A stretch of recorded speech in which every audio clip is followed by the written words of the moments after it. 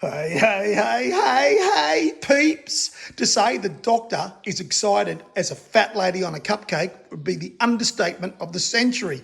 Look at what has just turned up, peeps. Virpil sim flight controls. That's purple with a V. I bought these off Gumtree, guys.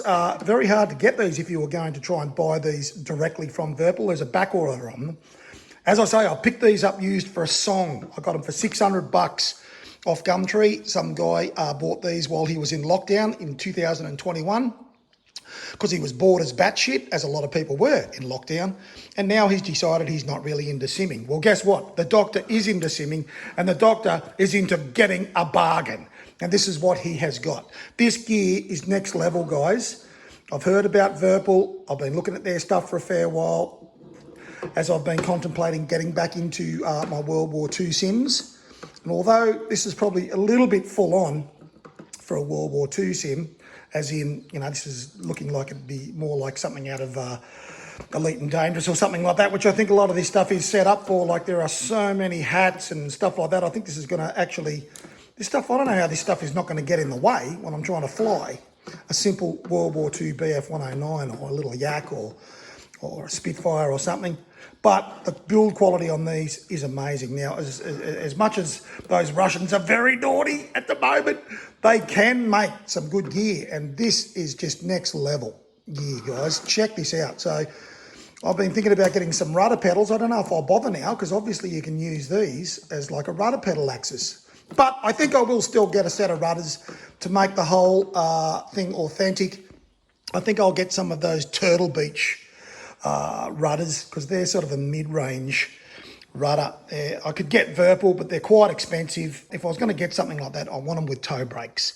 So anyway, I am going to get a set of rudders to go with this. Probably not Virpil. Like I said, I'll probably end up with some Turtle Beach rudders. Guys, this is all going to be modified to go on the motion sim rig, as already talked about a few videos ago. So anyone out there who's watching these videos and a flight simmer, this is going to be right up your alley. Let's hope that's the only thing that's right up. Anyway, the doctor is very excited about getting his Warbird base. This stuff is really next level build. Like, check this out, guys. It's all cam, spring and bearings. So none of this gimbal, you know, ball in a cup bullshit. This is the real deal. Not overly a fan of this stick. I would rather the straight World War II stick that you can get, but hey, this gives me options. Like I said, there are so many buttons on these things.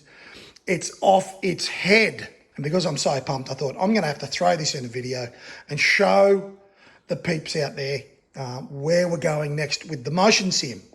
So a few modifications to be done on that now.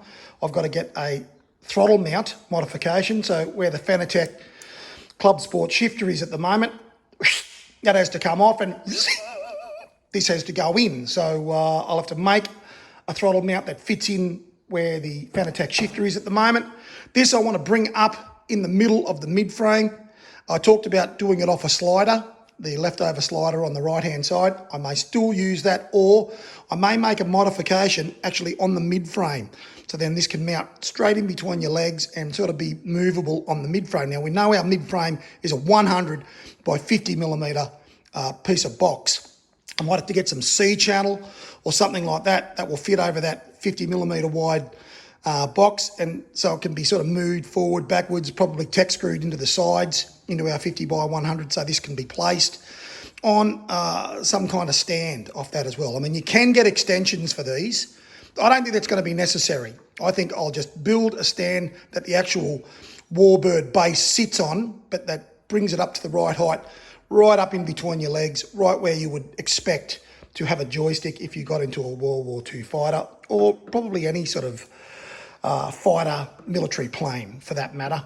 Split throttle on these. Not going to do a review on these pedals, on these Virpil, on this Virpil gear. That's what I'm trying to say. Virpil. The Virpil stuff. There's plenty of those on the web already. This is just the doctor being very excited and wanting to throw this in to say, this is where we're going next, guys. This is where we're going. I actually went on to Virpil's website, and most of this stuff you have to wait. It's all on back order. So you can't get it anyway. But if I was to have ordered these two items directly from Virpil, delivered to where I live here in the land down under, that would have cost me a bit over 1,300 AUD, Australian dollars.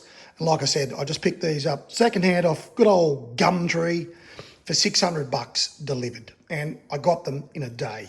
So I am absolutely over the moon, guys. They've hardly been used. Like I said, I'm as excited as a fat lady on a cupcake. So I'm going to leave it there, guys. This was a super quick video to let you guys know where we're going next.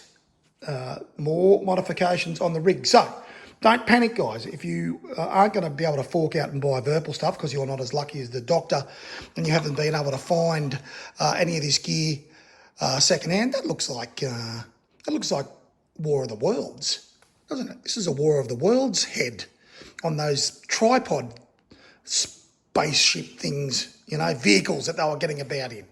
This is the Constellation joystick, I think, which is the popular joystick for the Elite and Dangerous and Star Citizen and stuff like that. I think that's why it's sort of got that bit of an alien look. But anyway, this will do great for combat sim.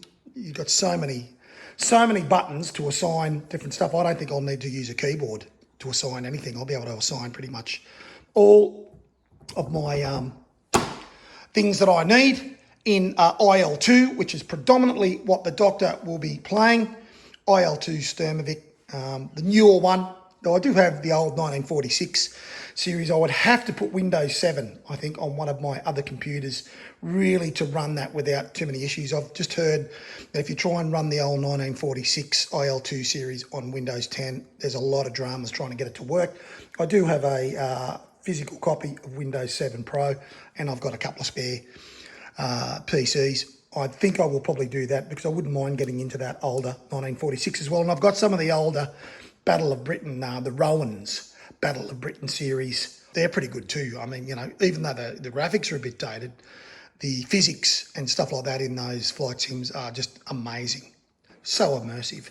Anyway, that's it, peeps. Until I see you again, you guys stay safe, stay healthy, and take it easy out there.